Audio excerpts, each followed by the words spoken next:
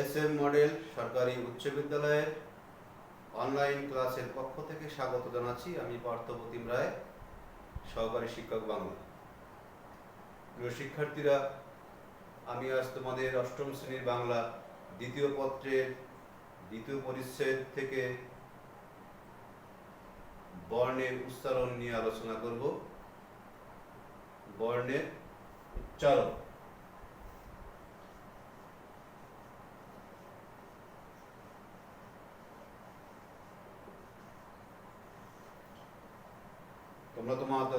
তোমরা তোমাদের বইয়ের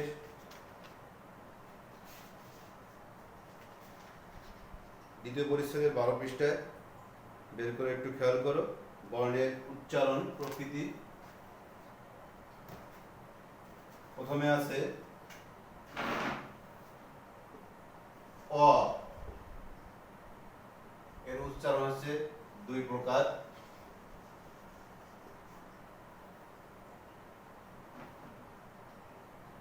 একটা হচ্ছে স্বাভাবিক উচ্চারণ। দেখো, আমি কয়েকটি শব্দ লিখি। অজ, অকাল,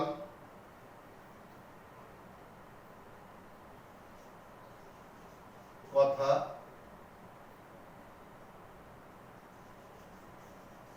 ঘর। শব্দগুলোর প্রতি একটু খেয়াল করো। অজ, এখানে অ এর উচ্চারণটা অ এর মতো স্বাভাবিকই আছে। অকাল, এখানে অ এর উচ্চারণ স্বাভাবিক আছে।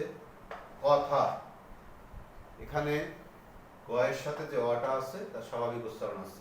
ঘর, এই ঘ এর সাথে যে অটা আছে সেখানেও অ এর উচ্চারণ স্বাভাবিক আছে। আমরা জানি ব্যঞ্জন বর্ণের সাথে অ সবসময় যুক্ত থাকে, তাই কথা শব্দের সাথে ক এর সাথে যে অটা আছে সেটার উচ্চারণ স্বাভাবিক আছে এখানে। এরপর আছে একটু পরিবর্তিত উচ্চারণ, যাকে বলা হয় সংমিত উচ্চারণ।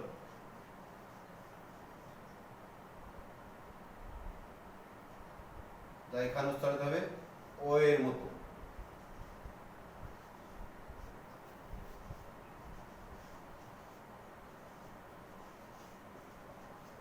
শব্দগুলোর প্রতি খেয়াল করো একটু।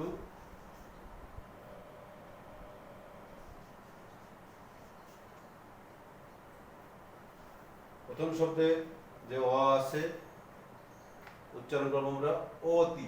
এখানে অটা ও এর মতো হয়ে যাচ্ছে, অতি। উচ্চারণ করেছে অতি।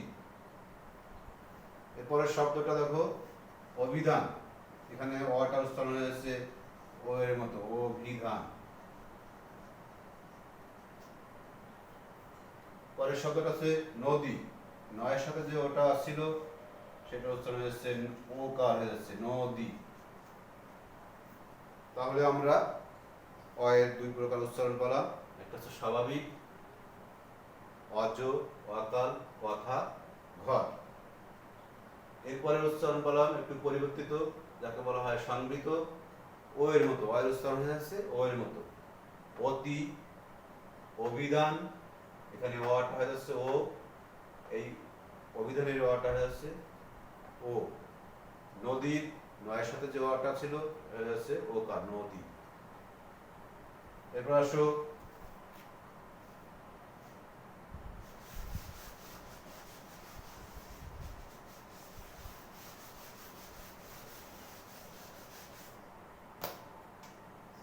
আয়ের উচ্চারণ। আয়ের উচ্চারণ দুই প্রকার, স্বাভাবিক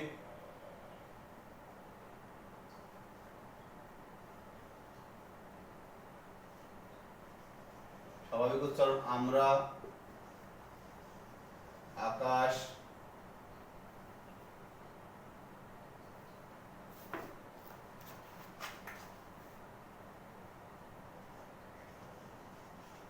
আশা, আলো ইত্যাদি। এখানে আমরা শব্দের আটা উচ্চারণ স্বাভাবিক আছে, আমরা। আকাশে আটা স্বাভাবিক উচ্চারণ আছে, আশা শব্দেও আটা স্বাভাবিক উচ্চারণ আছে, আলোতেও তাই স্বাভাবিক উচ্চারণ আছে। এখন আয়ের পরিবর্তিত উচ্চারণ যাকে বলা হয় সংগৃহীত হয়ে যাচ্ছে এ আয়ের মতো হয়ে যাবে। জ্ঞান,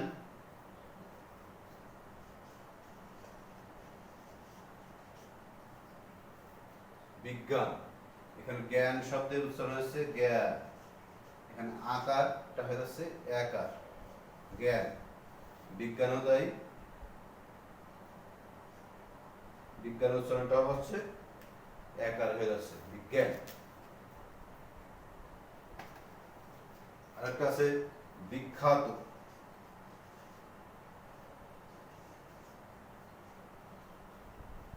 বিখ্যাত। এরপর আসো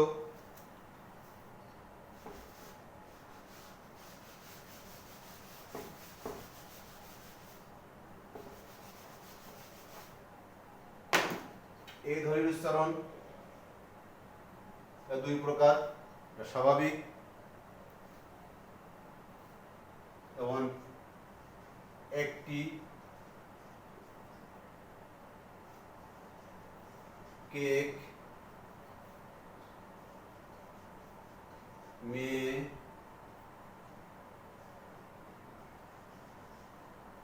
মেষ,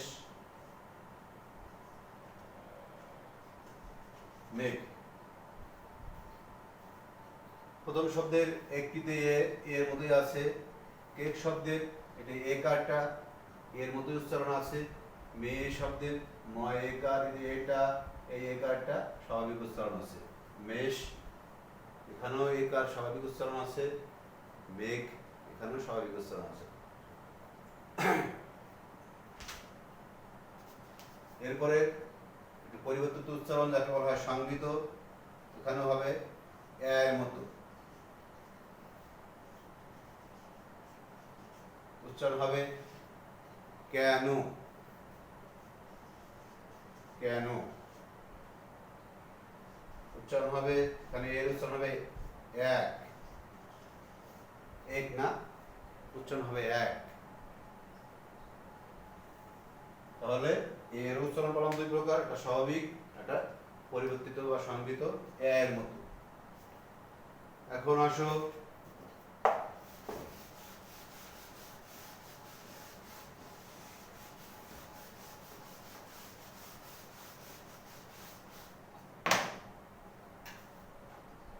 উর উচ্চারণটা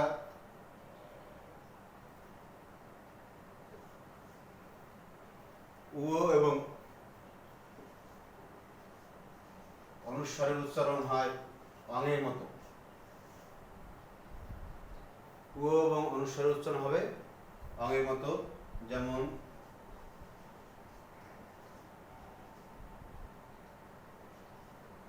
বাঙালি, বাঙালি উচ্চারণ হলো বাঙালি। রং এখানে উচ্চারণ হবে বা রং এভাবেও লেখা যায়, এখানে উচ্চারণ হচ্ছে অঙের মতো, অর্থাৎ বাংলায় উ এবং অনুস্বরের উচ্চারণ একই। এরপর আসো ইয়ের উচ্চারণটা তিন রকম, একটা আছে স্বতন্ত্র বলছে ওর মতো করে, যেমন আছে মিয় শব্দতে উচ্চারণ মিয়, ইয়ের উচ্চারণ আছে। এবার যুক্ত বর্ণে ইয়ের উচ্চারণটা হবে, ইয়ের সাথে যদি চ ছ জ ঝ যুক্ত হয় তার উচ্চারণ হবে নয়ের মতো।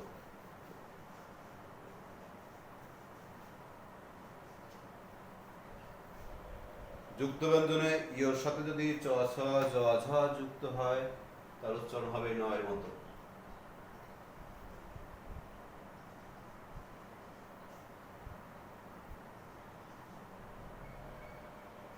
লঞ্চ,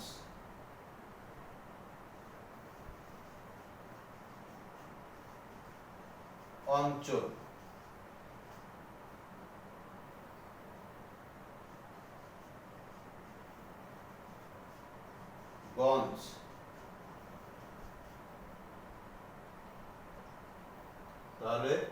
ইয়ের সাথে চ ছ জ যুক্ত হলে তার উচ্চারণ হয়ে যাবে নয়ের মতো। আবার জয়ের সাথে যদি ইয় যুক্ত হয় তাহলে তার উচ্চারণ হয় গ অথবা গ গর মতো।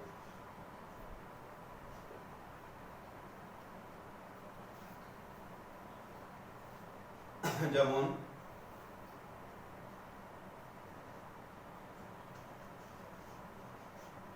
জ্ঞান, জ্ঞান শব্দে আছে জ যোগীয়, এখানে উচ্চারণ হবে জ্ঞান। আবার বিজ্ঞান এই শব্দে, বিজ্ঞান শব্দে আছে বিজ্ঞান, এখানে গ গ আসছে। জর সাথে ইউ হলে উচ্চারণ গ হতে পারে অথবা গ গ আসতে পারে। তাহলে ইয়ের উচ্চারণ তিনটা, একটা স্বতন্ত্র মিয়তে ইয়ের মতো উচ্চারণ আছে, আর যুক্ত ব্যঞ্জনে যদি ইয়ের সাথে চ ছ জ ঝ যুক্ত হয় তার উচ্চারণ হবে নয়ের মতো। যেমন লঞ্চ, অঞ্চল, গঞ্জ, এখানে সব ইয়ের উচ্চারণগুলো ন আসছে। জয়ের সাথে যদি ইয় যুক্ত হয়, অর্থাৎ জ আগে ইয় পরে থাকে, তার উচ্চারণ হবে গ অথবা গ গ। এখানে একটা অনুস্বার উচ্চারণ হবে জ্ঞান, এখানে জয় আছে জ্ঞান। বিজ্ঞান, গ গ আসছে বিজ্ঞান। এখন আসো একটা গুরুত্বপূর্ণ 3 শয়ের উচ্চারণ।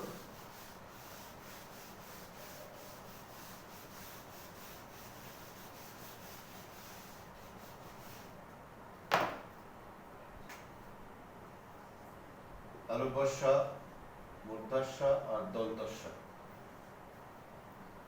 3টি শয়ের উচ্চারণ, তালব্য শ, মূর্ধন্য ষ, দন্তস্ব। আমরা যাব, তোমরা সবসময় মনে রাখবে বাংলা ভাষায় মধ্যস্বয়ের উচ্চারণ সবসময় তালব্য শয়ের মতো হবে।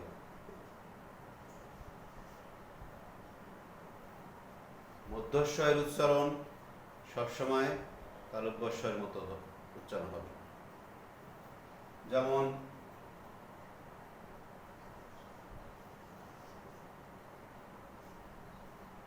ষষ্ঠ শব্দটিতে দুটি মধ্যস্ব আসে, বা ষষ্ঠী শব্দটিতে দুটি মধ্যস্ব আসে, তখন উচ্চারণ হবে ষষ্ঠী।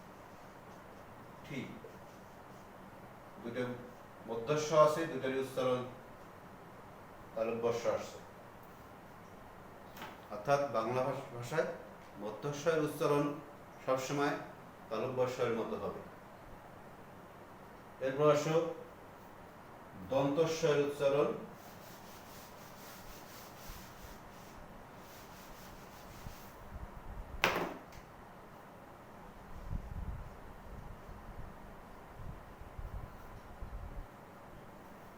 মনে রাখতে হবে যে যুক্ত ব্যঞ্জনে যদি তালব্য শয়ের সাথে,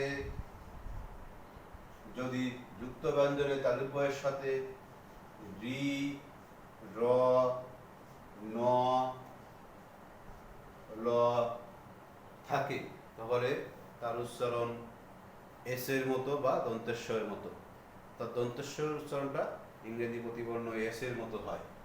অর্থাৎ যুক্ত ব্যঞ্জনের তালব্য শয়ের সাথে যদি রি, র, ন, ল থাকে, তাহলে তার উচ্চারণ এস এর মতো হবে। যেমন এখানে আছে র ফলা শ্রম, উচ্চারণ হবে শ্রম।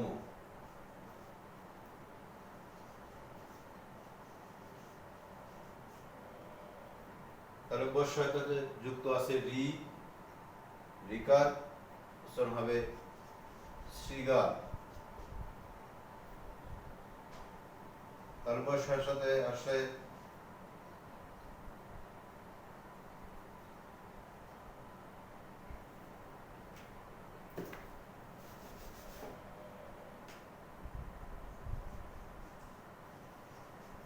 প্রশ্ন বানাম, উচ্চারণ হবে প্রশ্ন।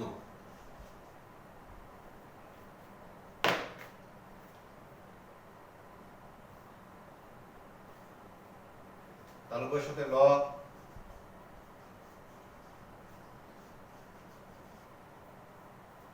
উচ্চারণ হবে শ্লোক। এই সূত্রটা একটু খেয়াল রাখতে হবে, যুক্ত ব্যঞ্জনে তালব্য শয়ের সাথে যদি রি র ন ল থাকে তাহলে তার উচ্চারণ হবে এস এর মতো, অর্থাৎ দন্তেশ্বর উচ্চারণ আসবে।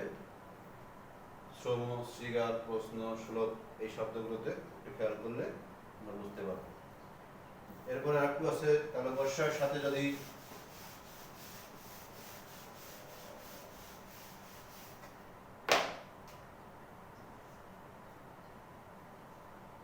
দন্তস্বয়ের সাথে যদি ত থ ন র থাকে, যুক্ত থাকে, দন্তস্বয়ের সাথে ত থ ন র থাকে তাহলে তার উচ্চারণ এস এর মতোই হবে।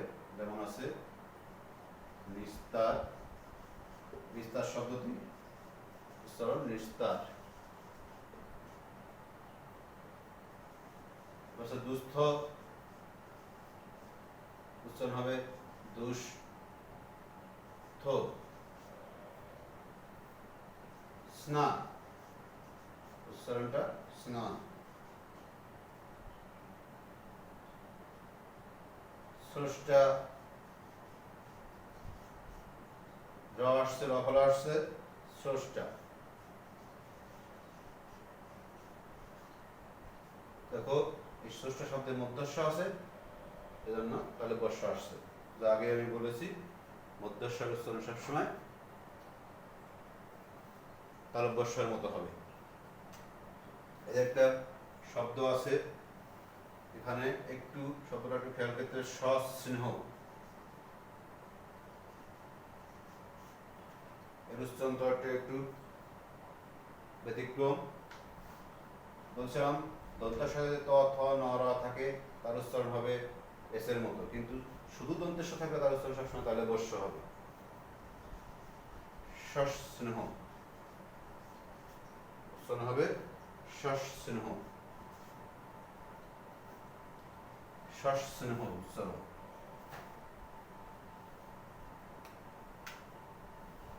আর বাদ বাকি সব জায়গায় তালব্যস্ব যেখানে আছে বা দন্তস্ব যেখানে আছে তার উচ্চারণ সবসময় তালব্যস্বরের মতো হবে। যেমন দেখো সাহিত্য শব্দটা একটা শব্দ, এর সাথে ত থ ন র কোনো যুক্ত ব্যঞ্জন নাই, তাই উচ্চারণ তালব্যস্বরের মতো। সাহিত্য,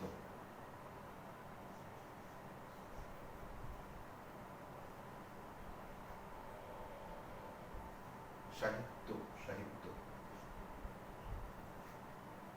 তারপরে তোমার সচিব,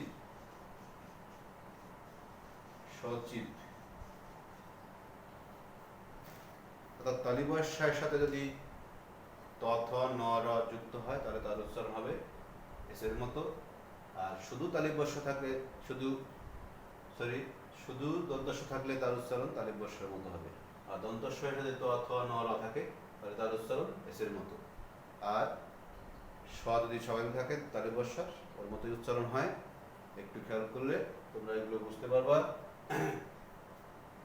এলো তোমার তিন স্বয়ের ব্যবহার। আমি আবার বলছি, বাংলা সাহিত্যের মধ্যস্বয়ের উচ্চারণ সবসময় তালব্যস্বরের মতো হবে। যেখানেই মধ্যস্ব আছে সেই শব্দের উচ্চারণটা তালব্যস্বরের মতো হবে। এরপরে আসো দন্তস্বয়। বলছিলাম যদি তালব্যস্বরের সাথে যদি রি র ন ল থাকে, যুক্ত হয়, যুক্ত ব্যঞ্জন থাকে, অর্থাৎ তালব্যের সাথে যুক্ত হয়ে যদি রি র ন ল বসে, সেখানে ওই তালব্যস্বরের উচ্চারণটা হবে এস এর মতো, অর্থাৎ দন্তস্বরের মতো। আবার দন্তস্বরের সাথে যদি ত থ ন র যুক্ত হয় তবে সেখানে উচ্চারণ আছে এস এর মতো। আর সব জায়গাতেই তালব্যস্ব থাক, মধ্যস্ব থাক, দন্তস্ব থাক, তার উচ্চারণ তালব্যস্বরের মতো হবে। ধন্যবাদ প্রিয় শিক্ষার্থীরা, সবাই ভালো থেকো, সুস্থ থাকো।